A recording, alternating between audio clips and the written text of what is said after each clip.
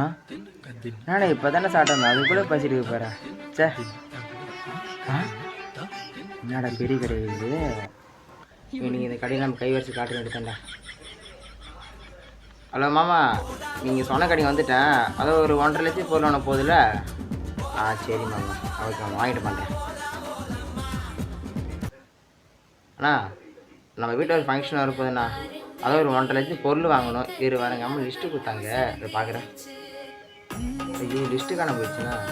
சரி நீங்கள் என்ன பண்ணுறீங்க, எல்லாத்துலேயும் ஒரு சாம்பிள் கொடுங்கண்ணா, சாப்பிட்டு பார்த்துட்டு வாங்குறேண்ணா. ஓகேவா கொடுங்க.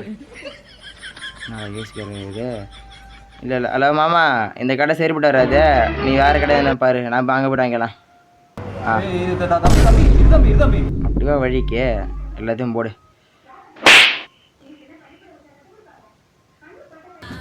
ஆ ஆ இல்லை நல்ல நல்லது.